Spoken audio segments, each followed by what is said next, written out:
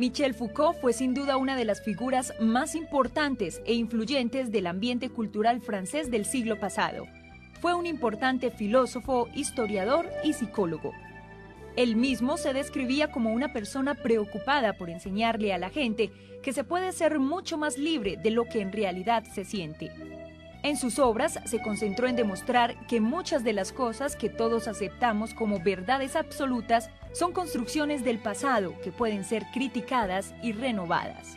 Michel Foucault realizó un conjunto de aportes muy importantes para la filosofía, para la historia, para la sociología y creemos que también para los educadores. De alguna manera revolucionó buena parte del pensamiento pedagógico en Occidente, nos hizo pensar la educación de otra manera, nos hizo ser menos ingenuos respecto de lo que podemos hacer como educadores, nos hizo pensar en el valor que tiene la historia, pero no la historia de los manuales, de las grandes obras y los grandes pedagogos, sino la historia concreta. Nos da herramientas para pensar la escuela. Es un filósofo que extrañamente nos convoca a pensar el cotidiano de la institución escolar y de los maestros y de los alumnos. Hay un primer momento en el que Foucault se adentra y en particular profundiza más sobre el campo del saber, es decir, cómo ha sido constituida la verdad en nuestra cultura, desde dónde han surgido unos saberes que se han instaurado como los verdaderos y que de una u otra manera esos saberes, esas formas de saber, han construido verdades que hacen que seamos como somos, que pensemos de esta manera. Y en ese sentido Foucault, digamos, coloca una interrogación sobre el saber y cuáles son los procesos de constitución del saber.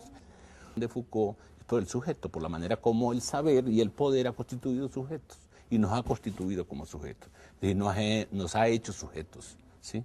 Sujetos en el sentido de sujetados, pero también de cómo se ha constituido el sujeto desde procesos de subjetividad, a propósito del saber, del poder y del deseo. En la tradición educativa de nuestros pueblos, sobre todo en Latinoamérica, con carácter occidental de nuestra cultura, el poder siempre fue utilizado míticamente, yo diría, o podríamos utilizar conceptos de otros autores, fantasmáticamente.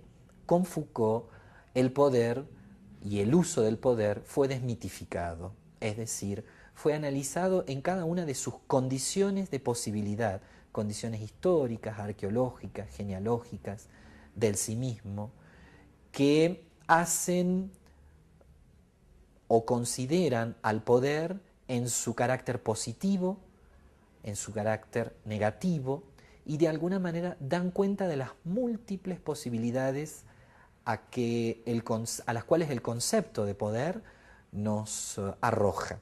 En este sentido, poder y educación van de la mano. Foucault reconsideró el tema de la disciplina social. Él tiene un libro muy importante, Vigilar y Castigar, en donde demuestra que ha habido por parte de los estados occidentales a partir del siglo XVII una serie de actos de disciplinamiento sobre los cuerpos de las personas, sobre los cuerpos de las clases bajas, entre ellos a través de la escuela. Creo que Foucault nos dio herramientas para entender cómo era posible tener una posición progresista en educación, pero que a la vez era contradictoria con los intereses de las grandes mayorías de la población.